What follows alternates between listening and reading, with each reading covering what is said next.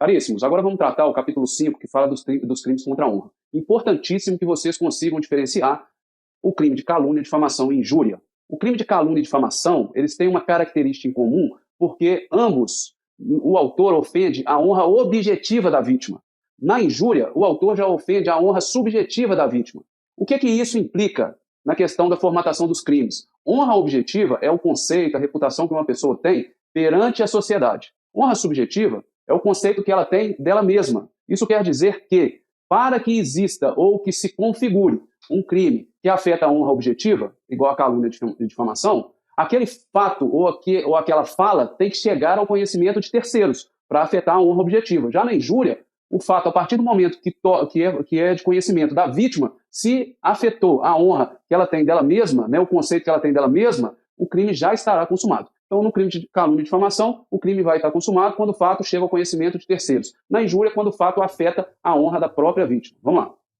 Na calúnia, eu tenho a imputação falsa, vejam bem, de fato definido como crime. Meus amigos, não é contravenção, é como crime. Então, senhores, o autor do crime de calúnia, né, ele imputa, ele fala, ele divulga uma falsa afirmação de que a vítima cometeu ou participou de algum fato definido como crime. Então, seria o caso do autor falar que determinada vítima praticou um crime de roubo, né, ou praticou um crime de tráfico de drogas, um determinado crime. Vejam bem, primeira coisa, fato é acontecimento concreto, não é conceito, é um acontecimento. Então, chamar uma pessoa de ladrão, vejam bem, eu não estou imputando um fato, perfeito? Eu estou imputando uma caracterização, um pensamento. Não é isso. Fato é acontecimento concreto. A partir do momento que eu falo, olha, o indivíduo X praticou um furto no prédio tal, aí tem um fato concreto, beleza? Então, calúnia está ligada a fato concreto. Vejam bem, esse fato tem que ser definido como crime, não como contravenção ou como outras falácias da vida. Não, é como crime. Então, eu imputo um fato, que é um acontecimento concreto, relacionado a um crime, um acontecimento que a lei tipifica como modalidade criminosa,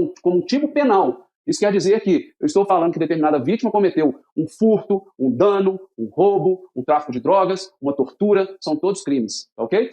E o mais importante na calúnia é que esse fato definido como crime foi imputado à vítima de forma falsa, ou seja, o autor, sabendo que a vítima não teve participação no fato, ou que o fato nem sequer aconteceu, mesmo assim ele imputa de forma falsa à vítima. Então essa imputação ela é dolosa. Eu não estou falando daqueles fatos que o autor, supostamente, ele realmente acha que a vítima participou. Não é esse não. É o fato que o autor imputa sabendo que a vítima não tem participação naquele caso.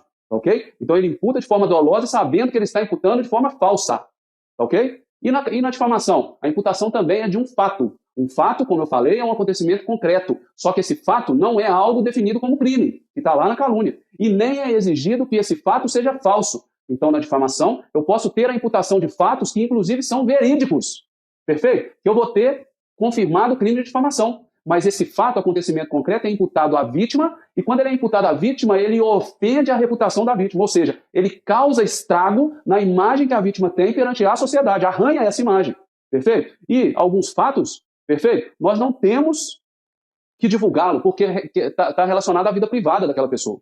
Vamos colocar, por exemplo, que eu vejo uma determinada mulher casada ou um determinado homem casado saindo de um motel com outra pessoa, que não seja o seu esposo ou sua esposa. Esse fato é relacionado à vida deles. Perfeito? Eu não tenho o direito de pegar um fato desse e espalhar para a sociedade no geral. Esse fato, se eu assim o fizer, eu estou causando um dano à imagem daquela pessoa, por mais que o fato seja verídico.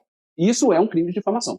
Ok? E na injúria? Na injúria eu não estou falando de fatos. Eu estou falando de ofensas que são irrogadas a uma pessoa e que ofendem a sua dignidade ou decoro. Ou seja, ofende o seu amor próprio. Então, eu chamar uma pessoa, por exemplo, de ladrão, essa pessoa vai sentir no seu âmago, perfeito? Uma diminuição da sua estima. Então, isso causa o crime de injúria. É um sentimento próprio que é ferido pela fala, pela caracterização, pelo adjetivo que foi usado ali. Ok? Bom, com relação ao expediente e exceção da verdade, na calúnia, a exceção da verdade é a regra, é o que vigora. Por quê? A exceção da verdade é quando a vítima, aliás, o autor, ele prova que aquilo que ele falou é verdadeiro. Então, na calúnia, como eu estou tratando de um fato definido como crime que é imputado de forma falsa, se eu provo que aquilo que eu imputei não é falso e sim verdadeiro, a calúnia deixa de existir. O autor, então, nesse caso, não estará cometendo crime. Por isso que é possível o autor usar da exceção da verdade para mostrar que aquilo que ele falou não é falso ou não foi falso, não teve o objetivo de atingir a vítima, e sim verdadeiro. Então a exceção da verdade é a regra. Em alguns casos não é cabível esse expediente. E com relação à difamação? Se na difamação eu estou falando de fato que não importa se é falso ou verdadeiro, que da mesma forma configura o crime de difamação, a exceção da verdade, na verdade, é a exceção e não a regra. Então, na sua modalidade, não cabe exceção da verdade. Só é admitida a exceção da verdade em um caso no crime de difamação. Quando? Quando esse fato que foi imputado à vítima é imputado a um funcionário público e a ofensa é relacionada ao exercício de suas atividades funcionais. Por quê? Porque, nesse caso, a administração pública zela pelos seus quadros, pelo seu ofício, pelo seu dever de bem servir à sociedade. Então, a administração pública tem interesse em saber se o fato que foi imputado é falso ou verdadeiro. Nesse caso, é possível a exceção da verdade. Tá? E na injúria, não se fala em exceção da verdade em momento algum, porque sendo verdadeiro ou sendo falso, aquilo afetou o sentimento interno da vítima. Então, exceção da verdade não é cabível na injúria. Vamos lá. Bom, eu queria que vocês guardassem a questão da injúria, porque foi modificado recentemente. Então vejam bem, eu tenho 3 tipos de injúria.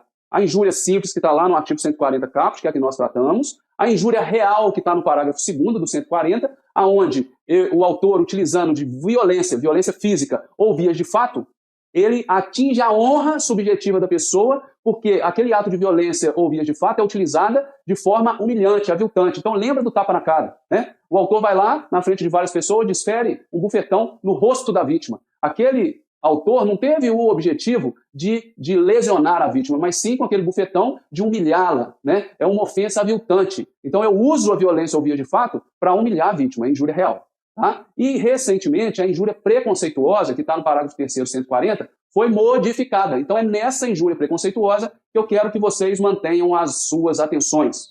Vamos lá. Bom, antes da Lei 14.532, de 2023, o parágrafo 3º tratava da injúria preconceituosa como quando o autor utilizava na sua fala, tá certo? Na sua caracterização, na sua adjetivação para a vítima, alguns elementos referentes à raça, cor, religião, origem, condição de pessoa idosa ou portador de deficiência. Então, o parágrafo 3º abarcava tudo isso, perfeito? Agora, com a lei, né, o Código Penal, parágrafo 3º, enxugou algumas expressões que não estão mais tratadas no âmbito do Código Penal e que foram levadas à lei de racismo. Então, vejam bem, racismo, há um tempo atrás, antes da lei, importava em segregação, em separação. Era quando eu utilizava elementos de raça, cor, etnia para segregar. Falava assim, ó, o emprego tal. Não, se for da cor amarela, o indivíduo não pode ter acesso a esse emprego. Esse emprego é caracterizado só para os brancos. Então isso é racismo. Já estava na lei de racismo, na lei 7.716, lá de 89. Perfeito? E injúria, qualquer elemento relacionado à raça, cor, etnia, que não importava em segregação. Né? Num jogo de futebol, por exemplo, que foi uma coisa muito caracterizada, né?